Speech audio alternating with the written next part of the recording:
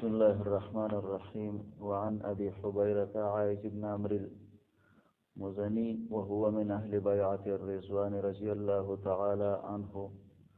أن أبا سفيان أتى على سلمان وصهيب وبلال في نفر.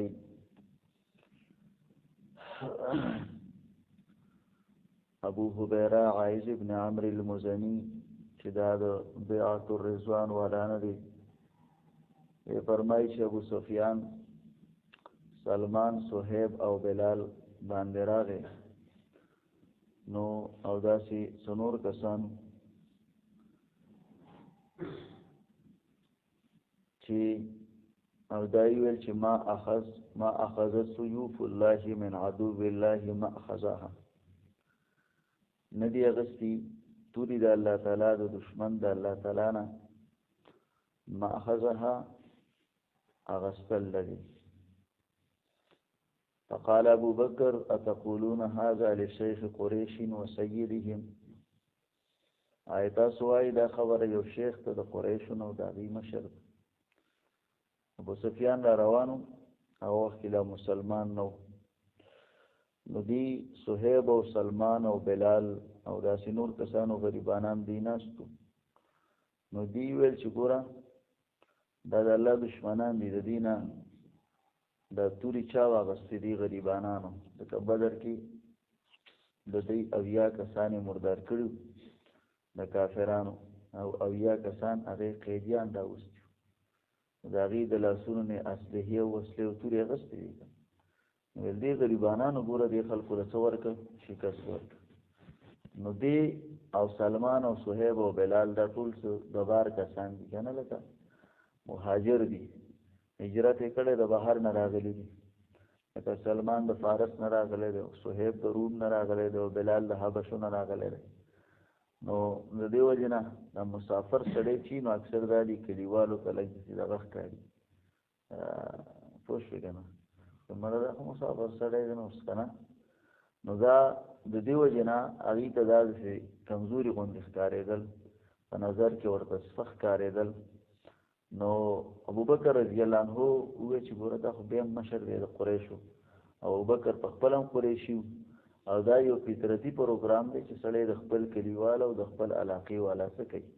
خیال ساتي، او د هغه مطلب دا دی چې پاره کوي، د هغه ډله کوي.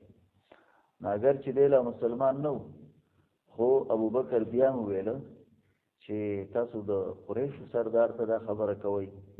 نبی علیه الصلاة والسلام ته راغی، نبی علیه السلام خبر کړي چې دغسې مسله وشوه، سلمان او صهیب او بلال دا خبره وکړه او ما ورته داسې وویل. نبی علیه السلام وفرمایل ابوبکره خفه کلي خو دې نه دي دغه ملګري، او بیا یې ورته وفرمایل که چېرته تا دوی خفه کړله ګورې الله به خفه کړي. دا غریبانان دي، کمزوري دي، مهاجر دي، مسافر دي، خو ګورې دا الله ته ډېر ګران دي، که چېرته دې خفه کړه نو الله به خفه کړي. نو دی ورته راغی، ابوبکر واپس راغی زر تر زره، ویل ورونو خفه کړي خو مې نه یې؟ هغې ویل نه خفه نه یو، بس تا خبره هم ټیک وه، الله دې تا ته بخښنه وکړي. نو د دې مطلب هم څه دی د روایت مطلب دا دی چې ګوره نبی علیه الصلاة والسلام د غریبانانو خیال وساتئ، د مسافر و مهاجر د هغې خیال وساتئ. عن ابي حبیرة عائز بن عمرو المزني وهو من اهل بیعة الرضوان رضی الله عنه ان ابا سفیان چې دی اتا علی سلمان ته راغی او صهیب ته او بلال ته فی نفرین پس کسانو کې. فقالوا اول دی ما اخذت سيوف الله،